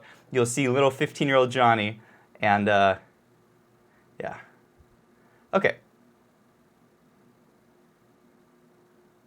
I'm just going to hop to the bottom, guys, because this jumps around here in the comments. Do you think online music career is still relevant for newbies? Do I think an online music career is still relevant for newbies? Absolutely. 100%. Yeah, if you guys want to make a living with music, I actually recommend doing it online. I think playing live for public audiences is still a great way to make money. I did it for years. I played at Disneyland. I played lots of private parties. But there's so many opportunities online, and there's so many ways to make money. For me, Piano with Jonny is kind of my full-time position now, but several years ago when I was a gigging musician and I started putting stuff online, I kid you not, I had about 10 different revenue sources from online. I had my ad revenue on the YouTube videos. I had my MP3s that I was streaming on Spotify. In fact, I still make money from streaming my albums on Spotify, Apple Music. I sell my sheet music on musicnotes.com, so that's a revenue stream. I used to have a Patreon account, so my fans could get some extra perks if they wanted to sponsor the videos. I had an affiliate. Amazon has an affiliate program, so if people buy my gear, I can basically make a link. So there's all kinds of ways to make money. I think it is absolutely the way to do it in 2020. Favorite jazz composer? Ooh, that is a good question. Michael, I don't really think of jazz composers. I think of jazz improvisers. But in terms of someone who's written a lot of jazz melodies, I mean, it's hard to beat Gershwin, right? I mean, he composed so much great music. Some of my favorite jazz standards were written by George Gershwin. You know, I Got Rhythm and Our Love Is Here to Stay. I mean, some of the most classic tunes of all time. So, yeah, Cole Porter is another really good one. So, just go through the fake book and you'll notice like those two guys wrote probably more than half of the jazz standards that we play now. How can I learn to play the piano by ear? Yeah, this is a big question. There's a big answer to it, but the broad answer for learning to play by ear is you have to learn how to identify melodies, and you have to know what those melodies are related to your major scale. Once you're able to do that, you can start to build from there with chords. You can do two-note chords and intervals, but you have to be able to hear a melody and identify if is this the 1 of the key you're in, or the 3, or the 5, or the 6. This is why it's important to sing your scale notes. We call them scale degrees. 1, 2, 3, 4, 5, 6, 7.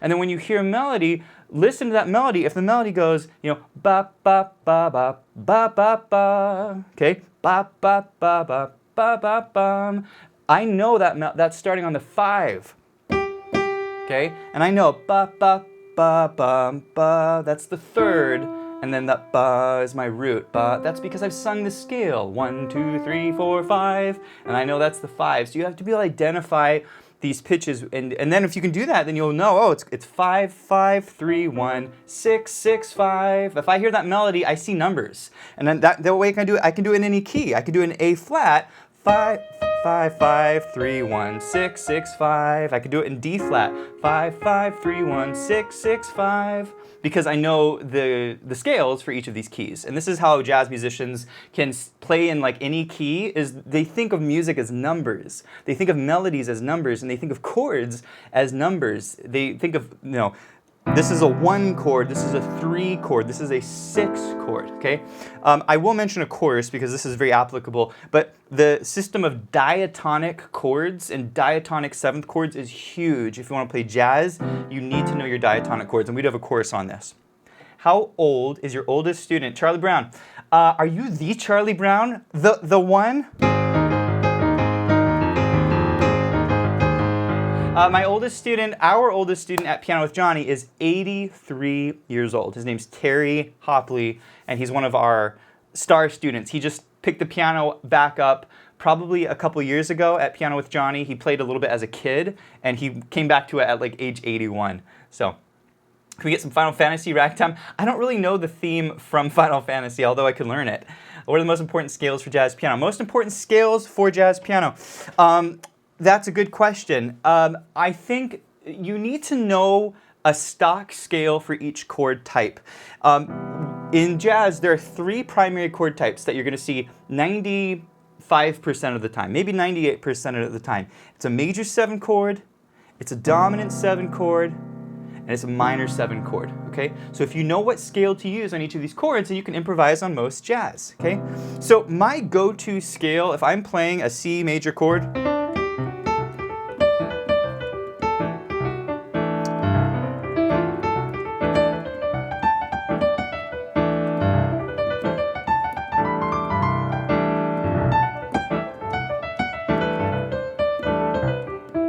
basically it's a C major 7. I use this really cool scale called C Lydian. Okay, C Lydian, it's like a C major scale, except you raise the 4th note, the F, to an F sharp.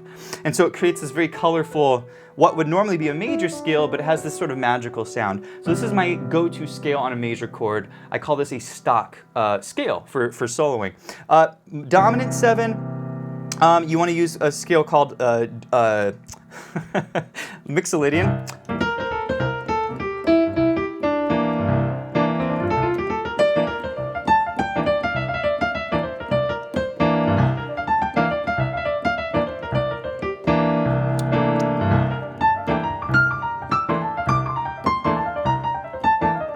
Okay, I'm basically using a C scale, but I'm flatting the 7th. Okay, that's the definition of your Mixolydian scale. And this is my stock scale on a dominant chord. And then on minor 7 chord, I use a scale called Dorian.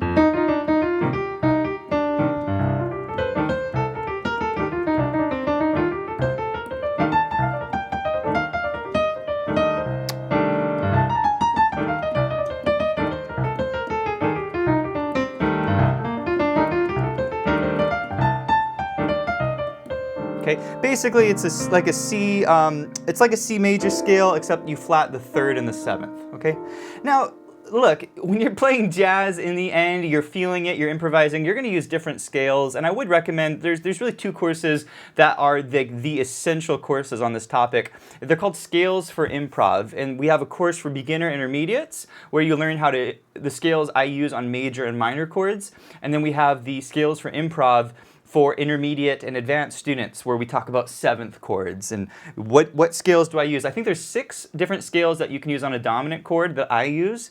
We talk about diminished 7 chords, half diminished 7 chords. It's really super comprehensive. So if you guys aren't sure what scales to use, I would check those courses out. Thanks, David. I'm so glad. Yeah, again, we're so thrilled to have 100,000 people following our channel. It's very exciting. Where can I find out how you do your video tech? Hiren, it's a little bit complicated, actually, to be honest with you. We have multi-camera. Obviously, we've got a camera above and from the side, and we've got a very powerful computer here that's processing video elements live. So it's pretty complex setup. I will recommend a blog, actually, that we just recently wrote at Piano with Jonny. It's called How to Improve Your Teaching Setup. And if you go to our quick tips, actually I can show this to you guys. We wrote a really fantastic blog on this topic of tech. We do cover some tech in it. And that is going to be in our quick tips. And by the way, these are free to you guys, our quick tips on Piano with Jonny. But it's going to be right here. Optimizing your online piano teaching setup. And in this blog, we talk pretty detail about tech and hardware. And so we do use a lot of this hardware. So I would check that out. Any of you guys who want to use technology in similar ways that we're currently using it, I would check that out. Okay, throw it back here. What is a microtone? A microtone is a tone that is between your tones of a piano. So a microtone is between a C and a C sharp. Okay, and obviously as pianists we can't really play microtones unless you bend your pitch. I've got this little pitch bend, right? Then you could play microtones, but it's not something we really think about as pianists because we can't bend our pitch. What software do you use for the keys with the key names? We use a software called Meticulous. There's a ton of these software that will allow you to create a digital light-up keyboard. There's another one called, what is this called? Synthesia. Basically, it's a MIDI keyboard. So you plug your MIDI in, and it triggers the digital light-up. So yeah, there's lots of different ones. Can you play music from James Booker in the future? Yeah, I love James Booker. I love his style. Yeah, definitely.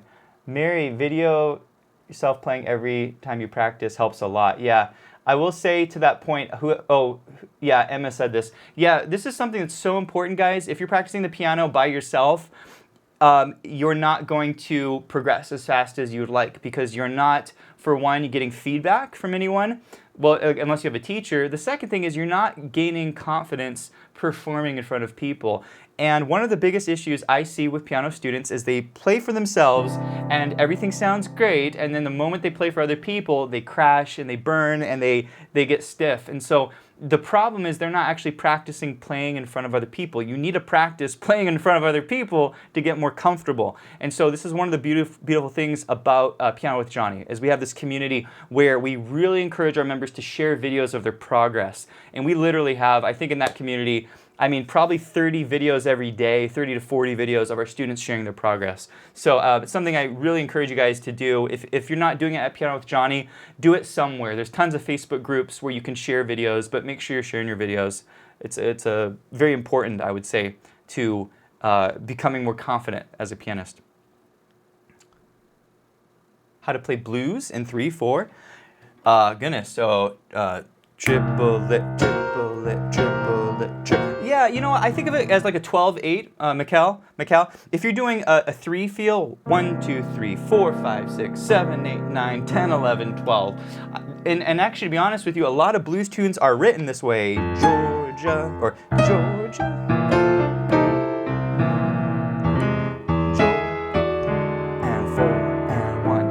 You can think of this as a triplet, 1, 2, 3, 4, 5, 6, 7, 8, 9, 10, 11, 12, or you could count it 1, 2, 3, 1, 2, 3.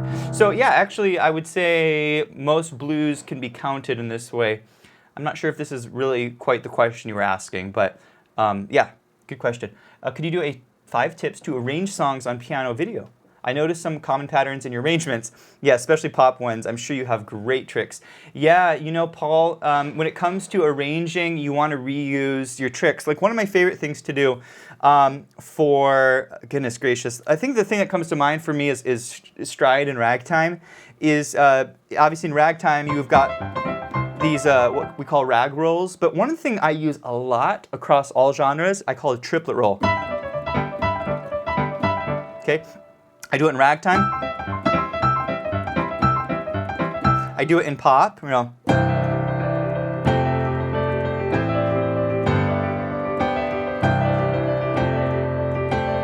Okay, so things like that, you know, I would say is you really need to study courses that deal with that style or that genre. And I will say when it comes to pop, if you're interested in pop, we do have several courses where we talk about the arrangement process for pop, and I would also put contemporary in that same category. I would go to our learning tracks, and what you want to do is go through the courses that we teach a song, and I will talk about this in the course. I'll talk about, you know, okay, how do we take that lead sheet, that melody and those chords, and how do we develop it into an arrangement? And what are the arranging techniques that I'm using? And I would say that most of our pop and contemporary courses are taught in the lead sheet style. So we start with a lead sheet and then we develop it. So I would check out our learning tracks. We've got a lot, actually several really great pop and contemporary courses. Lesson on Maple Leaf, oh, we certainly could. What kind of keyboard, piano do you have and or recommend to buy? I have the Yamaha CP4. It's a great keyboard. Unfortunately, Yamaha has discontinued making it, so you know, you could probably buy it used. But I love Yamaha. I think Yamaha makes great keyboards, and the P series is very good. All of the P keyboards generally are very good. As soon as you get to, you know, about $1,000 or below, keyboards start to feel cheap to me, and so generally that $1,000 range you'll get a quality keyboard. This keyboard was $2,200, which is a lot of money. I don't recommend that you guys all spend that much, but you want a quality keyboard. If you're playing this keyboard all the time, you want to make sure you have a good instrument. Can you give us an example of a real slow blues without using the C7, F7, G7 chords in the left hand? Maybe using tenths or something. Again, the slower the better.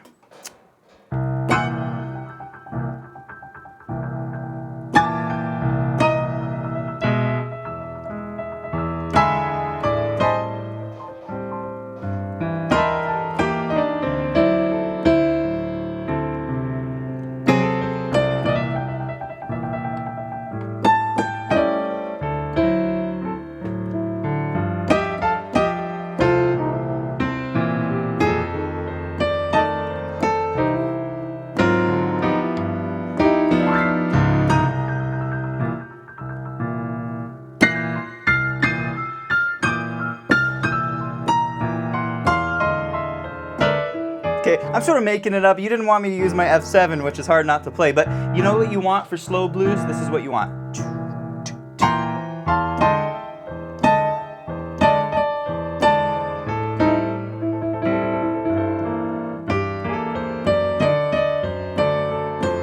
Okay, well, I actually do talk about this left-hand stylization. I am using tenths, but they're broken tenths, okay?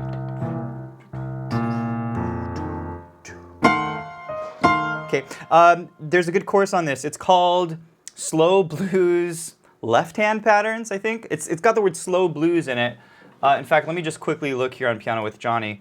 We have so many courses that sometimes it's hard to remember the exact name of the course, but it's called Slow Blues. And if you guys search here on Piano with Jonny, I just typed the word slow blues. We have 32 results for this. You want to filter down to at the course level because we have arrangements and lessons and quick tips. But if you look up courses, we have the Slow Bernie's Blues course. I would highly recommend this course if you want to play slow blues.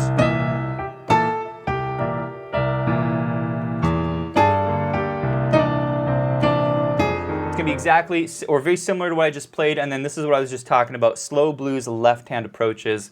We have the beginner intermediate course and the intermediate advanced course, okay? And then here's another one where we teach slow blues or rock and blues bass lines. You do learn more up-tempo blues, but we do cover slow blues in this course. You learn 12 left-hand accompaniments. Okay, back to your comments. We've been going an hour and 45 minutes, guys. We're going to wrap it up. We're going to wrap it up in 10 minutes. I do want to mention, again, if you guys are just tuning in, that we're offering 1 month free at pianowithjonny.com for you to try out the membership, try out our courses, go through our curriculum. If you want to learn blues, start the blues curriculum. If you want to learn jazz swing, go through our jazz blues curriculum and check it out because it's helped a lot of students. I mentioned earlier that we're getting a lot of new students on the platform and it's helping. So if you haven't tried it out, you get a month free. If you don't like it, you can cancel it anytime. And I think we're offering that until May 30th. All right, thanks, Tim. All right, appreciate it, man. When were you at Disneyland? I played there from 2000. I got hired in 2005, and I left in 2014. So yeah, 2005 to 2014. You can see videos of me on YouTube, by the way. There's a million. Look up Ragtime Jonny at Disneyland, and you'll see me in a little bowler cap and a bow tie, and I'm playing ragtime piano. So it was a really fun job. I met so many great people and met a lot of regulars who would come in and just got to know people. I think the best part was the regulars and getting to know their stories. After classical piano, let me grab this question here. After classical piano, when you started studying jazz piano, you practiced how many hours a day to reach your goals, and what was the priority in your practice program? This is a great question. So I studied classical piano from age 4 to 14. So I had 10 years of, again, classical foundation. So I learned my major scales, and I learned my major and minor chords, and I could play arpeggios, and I could read classical music. I would not characterize myself as an amazing classical pianist, but I probably practiced 30 minutes a day. I transitioned at age 14 into jazz because I loved jazz. And this is where I started practicing more because I actually really liked the music I was playing. I started jazz at age probably 13, actually. I stopped classical at 14, and then I practiced about 1 hour a day, okay? Through my teenage years, 1 hour a day pretty consistently because it was something I really wanted. And I did this very solidly for about 4 years until I was 18 and I started playing professionally. And so at that point, most of my practice actually occurred on the gig because I was gigging so much. I was playing every night for 3 or 4 hours. And so part of gigging is you pull your fake book out and you read a new tune. And so a lot of my growth at that point was through gigging. But my actual hardcore practice and learning all of the theory and learning all the jazz theory and the improv was about 4 years at 1 hour a day. And I would say by age 18, I knew most of the stuff that I know now. I understood, harmony, and I understood all the voicing options that you can use. Of course, I've learned a lot more since then, but I'm talking about that foundation. So yeah, 4 years, 1 hour a day. It's kind of like getting a degree in jazz. Any advice for what are the best scales and chords to use to jazz up a standard pop song chords during accompaniment. There are live examples like MJ's Thriller where the keyboardists do this so seamlessly. Yeah, you know, to jazz a chord up, you really need to understand this concept, Z-con, of extensions and alterations, okay? This is how harmony works, is on a very fundamental level. A major chord is built in thirds. And the way to color a major chord is to add more thirds to your major chord. So if I add another third, I get a B, and another third I get a D, and another third I get an F, and another third I get an A. And if I keep going, I'm back to my C. So on top of a C major chord, I can add any of these notes to color this chord. Now, there's some rules that you need to understand as to which colors work better, but if I take basically, on a major chord, you don't want to play the 4. The 4 and the third really clash with each other. But basically, I can color this major chord using any of these notes. This is called the C major 13 chord, and it all comes down to the voicing. This doesn't sound very interesting, but if I voice it like that, it's like, oh, this is gorgeous. So you need to understand two things. You need to understand which extensions to add to a whatever chord you're playing. And secondly, you need to understand voicings, meaning, okay, once you know which extensions you can use, how do you then voice the chord, how you spread the notes of your chord out on your keyboard to create a really pretty sounding chord. I will recommend a course to you. It's called our Chord Extensions course, and the whole course is on extensions, what they are, how you use them, and the voicings that you would use for each of these chords. It's very in-depth. And then we also have an alterations course where we go a little more deep into the dominant 7th chords, and we talk about, you know,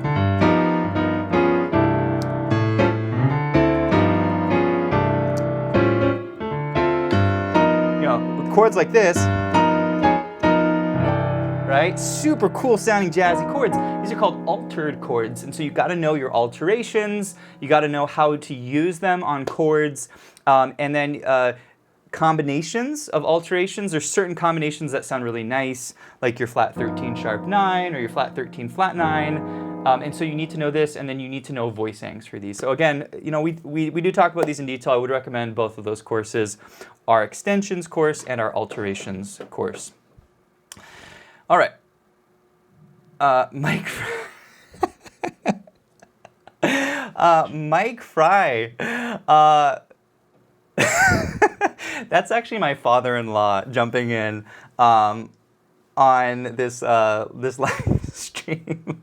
What's up? Everybody say what's up, Mike. Mike is my family. He's super dear to me. Mike, thanks for jumping in. Actually, Mike's been telling me he needs to learn the piano, and I'm like, hey, go to Piano with Jonny. We've got all the courses, so now's your opportunity, Mike. You can get a month free.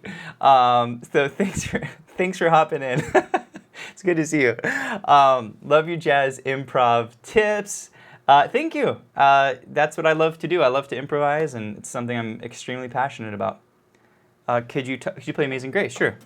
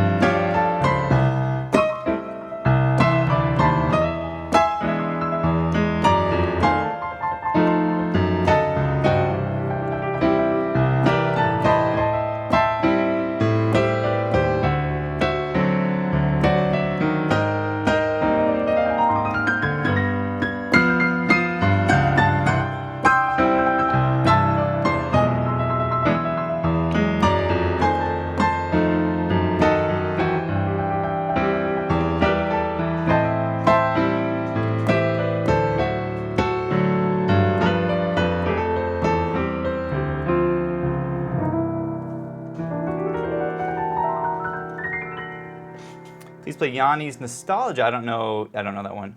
how much classical piano foundation would you recommend learning before you would you recommend learning before switching over to jazz? You know what, TS? Yeah, this is a great question. Classical musicians really focus on technique, okay? And it's not a bad thing. You want to have good technique in your playing. I would attribute a lot of my technique to the scales and the arpeggios that I practice as a classical pianist. However, I don't think that if you want to reach my level as a jazz pianist or you want to be able to play jazz, you need to go through classical piano lessons. I do not think you need to go through the literature and the canon of classical music. You don't need to play through Bach and Beethoven and Mozart to get to this level. What you do need to focus on, in addition to good technique, but really is harmony and scales. All jazz harmony comes from your major scale. So all of the chords I'm playing, all of the melodies that we talk about come from your major scale. So you need to know all 12 major scales, and you need to know, but from that you build your major and your minor chords, and you can learn arpeggios. So I would say you don't need to learn all of your arpeggios. I would not necessarily, I don't think, you know, that's like the most important thing, to drill arpeggios up and down the piano. Even though I do use arpeggios when I'm improvising, I'm doing a lot less arpeggiating up and down, and I'm playing more melodic figures, more stepwise. And so this is where the skill matters. So I would say learn all 12 of your major and minor scales. Then I would learn all of your major and your minor diatonic chords. This is huge. This is, you know, a lot of classical teachers unfortunately teach major and minor chords like this. They go, okay, F major, it's a major third and a minor third, and you have an F major chord, right? And they go, great, now you can play your major chords anywhere, B major. And they teach chords in this random, I would say, way where they don't have any context. The truth is, my opinion is that if you're going to learn your major and minor chords, learn them in the context of a key. And we call these diatonic chords. So if you're in the key of C, I would teach you your D minor chord thinking of it as a 2 chord in the key of C, and your E minor chord as a 3 chord in the key of C. And this is the diatonic system. This is the way we teach at Piano with Jonny. If you go through our level 1 courses, we teach you your scales and your diatonic chords, chord progressions, and songs. Once you understand this, then you can move on into jazz and learn your 7th chords, because 7th chords are actually just diatonic chords as well, but they are a little bit more interesting. So I think, yeah, I would say your major scales, learn good technical exercises. We have some really great technique exercises at Piano with Jonny. Hanon is very good. If you are not a member at Piano with Jonny, Hanon, Czerny is very good. And sight reading is also very important. For me, as a jazz pianist, it's way more important to be able to sight read the treble clef than the bass clef. I think a lot of classical pianists put a lot of emphasis on the grand staff. I would say as a jazz pianist, it's less important to be able to sight read the left hand. So I would recommend that you focus more on the right hand, reading lead sheets. But the big thing is harmony. You have to understand chords for jazz. You have to be able to look at a lead sheet, and you have to know what to do with those chords. And so that's a big area that we talk about at Piano with Jonny. So that's my best recommendation. Is there a course on Let It Go coming? We don't have a course on Let It Go. Please demo a couple of specific pop tunes using pop staccatos. Sure. Well, any pop tune, let's see.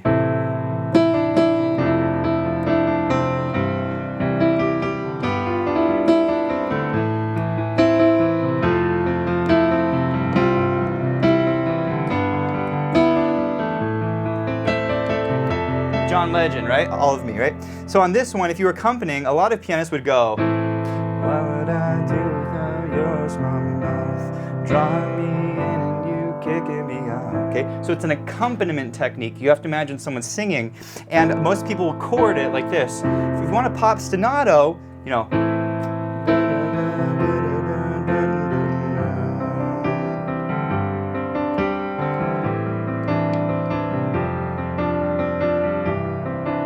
okay, you guys getting it?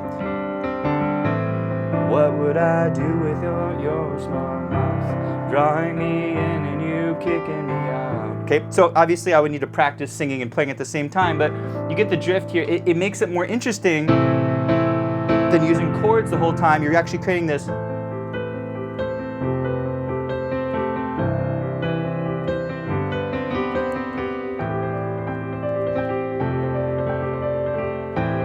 What what would I do without your smart mouth? Drawing me in, you kick it. So obviously, it's hard to sing and play this at the same time, but this would sound amazing with a singer. So that's just one example of how to use it. Adele, hello, it's me. I was wondering if after all these years you'd like to meet to go over. I don't know the words, but you know, on this tune, hello from the outside. That I tried to tell you I'm sorry for everything that I've done. Right? That's a typical pianist approach, you know, and that's nice. But again, if you want to make your approach, your accompaniment a little more interesting, at some point I would go, okay,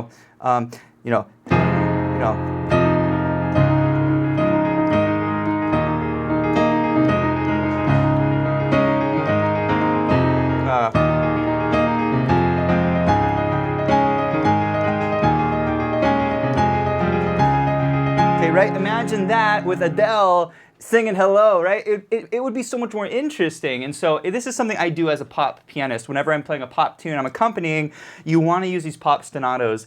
And so I teach, I think in the chorus, I probably teach like 15 of my favorite ones. There's 2 positions that you want to use for each pop staccato, and there's different patterns that are very common that I really like to use. So I would encourage you guys to check that out. I love gospel, so do I.